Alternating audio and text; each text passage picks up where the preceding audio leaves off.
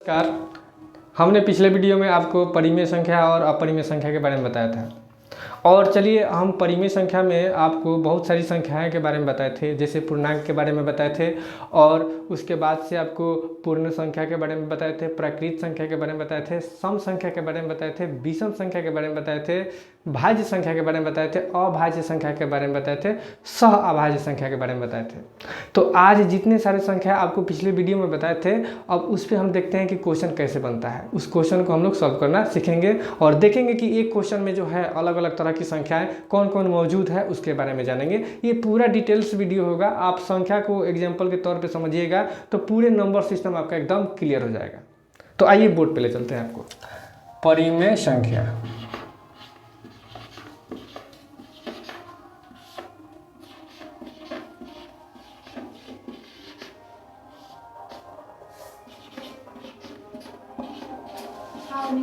और अपरिमेय संख्या।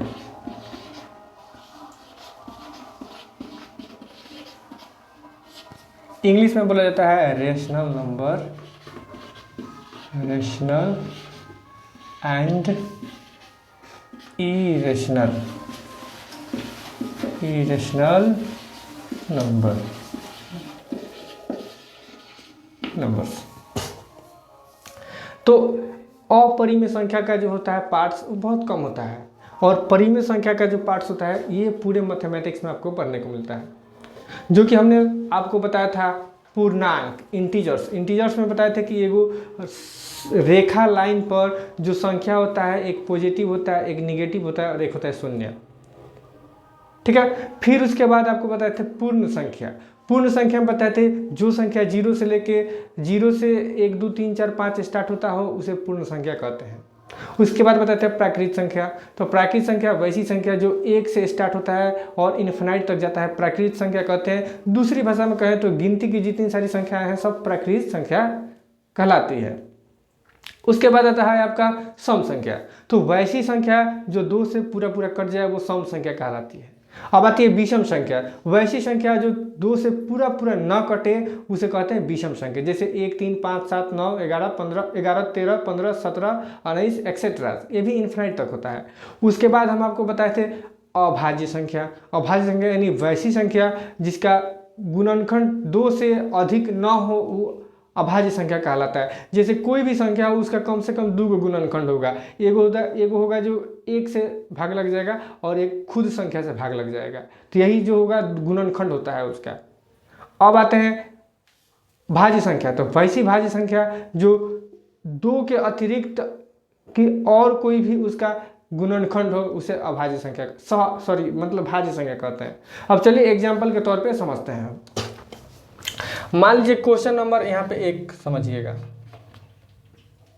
Question number 1, अगर आपसे पूछे कोई भी संख्या लीजिए नंबर्स का, जैसे मान लीजिए यहाँ पे 6 ले लीजिए और पूछ देगा कि बताइए 6 में जो है इस 6 का ये कौन कौन से संख्या कहलाएगा, ये बताइए। ये परिमेय संख्या है कि नहीं है, और ये पूर्णांक है कि नहीं है, पूर्ण संख्या है कि नहीं है, प्राकृत संख्या है कि नहीं है, सम संख्या है कि नहीं है, विषम संख्या है कि नहीं है, ये अभाज्य संख्या है कि सह अभाज्य संख्या है कि मतलब ये भाज्य संख्या है, ये सारा चीज़ बताना है। तो चलिए हम 6 को बताते हैं कि ये कौन कौन सी संख्या के अंडर में आता है।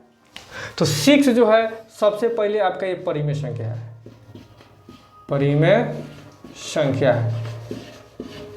क्या कि इसके नीचे हम 1 लगा देंगे, जैसे 6 नीचे 1 लगा देंगे तो ये p हो जाएगा और नीचे क्या हो जाएगा q, जो कि आप जानते हैं कि परिमेय संख्या उसे कहते हैं जो p/q के फॉर्म में लिख सकते हैं।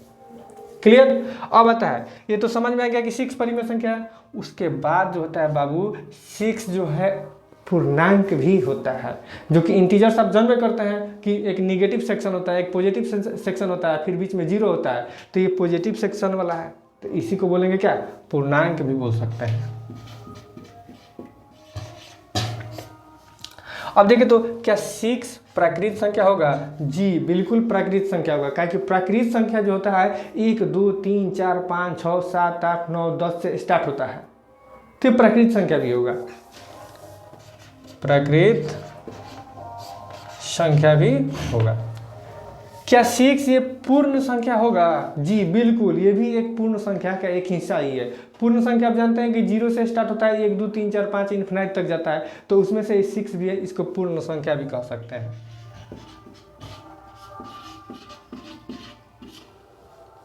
अब देखिए, अब इतने जानने के बाद अब देखेंगे क्या 6 सम संख्या है? तो देखिए इसमें 2 से भाग देंगे। सम संख्या क्या कहता है कि वैसी संख्या जो 2 से पूरा पूरा कट जाए सम संख्या कहलाता है। तो बताइए, तो 6 2 से कट जाएगा? बिल्कुल कटेगा। 6 में जब आप 2 से भाग दीजिएगा 2 3 6, यानी कितना बारी में कटा? 3 बारी में। तो ये कट जा रहा है, तो इसका मतलब क्या है कि आपका 6 जो है ये क्या है? सम संख्या भी है, सम संख्या भी है। अब देखिए, तो क्या 6 जो है विषम संख्या हो सकता है? तो देखिए विषम संख्या क्या कहता है कि वैसी संख्या जिसमें 2 से भाग देने पे पूरा पूरा ना कटे वो विषम संख्या कहलाती है। बताइए, तो इस 6 जो है 2 से पूरा पूरा कट गया है, तो ये सम संख्या है, ये विषम संख्या नहीं है, तो ये आपका विषम संख्या नहीं होगा। अब आता है क्या? भाज्य संख्या। तो भाज्य संख्या के बारे में बताए हैं कि वैसी संख्या जिसका गुणनखंड 2 से अधिक हो, चाहे ऐसे भी कह सकते हैं कि वैसी संख्या जिसमें 2 संख्याओं से अतिरिक्त किसी अन्य संख्या से भी भाग लगे, वो होता है भाज्य संख्या। जैसे देखिए यहाँ पे 6 में 6 से भाग दे देंगे, एक बारी में कट गया, मतलब एक बारी में कट गया। फिर 6 में 2 से भाग देंगे, 3 बारी में कट गया। फिर 6 में 3 से भाग दे देंगे, 2 बारी में कट गया। देखिए तो ये 1 2 3, ये 3 बारी कटा कि नहीं कटा? तो 2 से अधिक बारी जो संख्या कट जाता है उसको क्या कहते हैं? भाज्य संख्या कहते हैं। तो क्या होगा? ये भाज्य संख्या भी होगा, भाज्य संख्या भी होगा। क्या ये अभाज्य संख्या हो सकता है 6? बिल्कुल नहीं। अभाज्य संख्या क्या होता है? अभाज्य संख्या कहता है कि वैसी संख्या जिसका गुणनफल 1 या खुद हो, चाहे वैसी संख्या जो 1 से कटे या खुद से कटे, किसी अन्य संख्या से ना कटे, उसी को अभाज्य संख्या कहते हैं। जैसे ये बताइए 6 जो है, ये 6 पहले 6 से भी कट गया, फिर 2 से भी कट जाता है, 3 से भी कट जाता है, और 6 एक बारी 1 से भी कट जाएगा 6 बारी में। तो ये क्या आपका भाज्य संख्या होगा कि अभाज्य संख्या होगा? तो ये हो जाएगा आपका भाज्य संख्या। समझ में आ रहा है ना? क्या कि ये कम से कम 4 गो संख्या से कट जाता है, तो ये इसको हम लिख सकते हैं, ये भाज्य संख्या भी हो सकता है। तो ये देखिए 6 जो है आपको परिमेय संख्या के अंडर में इतना सारा सेक्शन बना सकता है कि 6 पूर्ण संख्या भी हो सकता है, परिमेय संख्या भी हो सकता है, पूर्णांक भी हो सकता है, प्राकृत संख्या भी हो सकता है, सम संख्या भी हो सकता है, भाज्य संख्या भी हो सकता है। एक और एग्जाम्पल देख लीजिए 3 का। मान लीजिए क्वेश्चन नंबर 2 में ले लीजिए, ये बताइए, तो 7 ले लीजिए। 7, ये 7 बताइए कौन कौन सी संख्या होगा? तो सबसे पहले का नंबर बात 7 परिमेय संख्या होगा, ध्यान में रखिएगा, ये परिमेय संख्या होगा, परिमेय संख्या। क्या कि 7/1 लिख सकते हैं, 7 जो p होगा और 1 जो होगा q, यानी p/q के फॉर्म में बन गया, परिमेय संख्या है। उसके बाद से ये पूर्णांक होगा कि नहीं होगा? तो बिल्कुल पूर्णांक होगा। क्या कि पूर्णांक में जो होता है, पूर्णांक है ना, होता है बीच में 0, इधर 1 2 3 4 5 6 7 डेस इन्फिनाइट तक जाता है। इधर माइनस में आता है, -1 -2 -3 डेस, ये भी इन्फिनाइट तक जाता है। तो देखिए, तो ये 7 इसमें आता है कि नहीं आता है? तो 7 क्या है? आपका पूर्णांक भी है। समझ में आ रहा है ना? देखिए 7 आपका पूर्णांक भी है। पूर्णांक के बाद आता है आपका पूर्ण संख्या। तो पूर्ण संख्या किसे कहते हैं? तो पूर्ण संख्या आप तो कितना बड़ी बताए हैं कि 0 से लेके, जो 0 से संख्या स्टार्ट होता है, 0 1 2 3 4 5 से इन्फिनाइट तक जाता है, पूर्ण संख्या कहलाता है। बताइए, तो ये पूर्ण संख्या का हिस्सा है कि नहीं है? तो बिल्कुल है, तो ये पूर्ण संख्या भी है, पूर्ण संख्या भी हो सकता है। पूर्ण संख्या के बाद आता है सम संख्या, सॉरी प्राकृत संख्या। क्या प्राकृत संख्या है? तो हाँ, गिनती की संख्या ही है, ये गिनती की संख्या का हिस्सा ही है, तो प्राकृत संख्या भी होगा।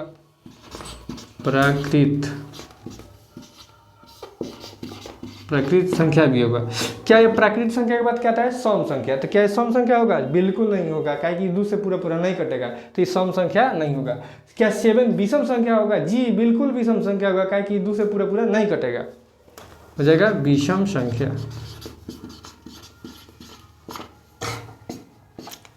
विषम संख्या के बाद आता है आपका अभाज्य संख्या। तो 7 क्या अभाज्य संख्या होगा? बिल्कुल होगा, क्या कि 7 जो है आपको सिर्फ 7 से कटेगा, यानी खुद से कटेगा, और एक बारी 1 से भी कटेगा, किसी अन्य संख्या से नहीं कटेगा, इसीलिए क्या होगा? ये अभाज्य संख्या होगा, तो इसको लिख देंगे अभाज्य संख्या। अभाज्य संख्या। क्या 7 भाज्य संख्या होगा? बिल्कुल नहीं होगा। भाज्य संख्या कहता है कि वैसी संख्या जो खुद से और 1 से कटने के अतिरिक्त किसी अन्य संख्या से भी कटे तब जाके भाज्य संख्या होगा। तो ये खुद से और 1 से कट रहा है लेकिन किसी अन्य संख्या से नहीं भाग लग रहा है, तो इसीलिए क्या हो जाएगा, ये भाज्य संख्या नहीं होगा। यहाँ तक तो क्लियर हो गया। तो उम्मीद है कि आपको ये पूरा नंबर्स का जिस तरह से आपको बताया गया है ये पूरा क्लियर हो गया होगा। बाकी जो होगा इस पे और भी सारा सवाल वगैरह है, हम आपको नेक्स्ट वीडियो में कराएंगे।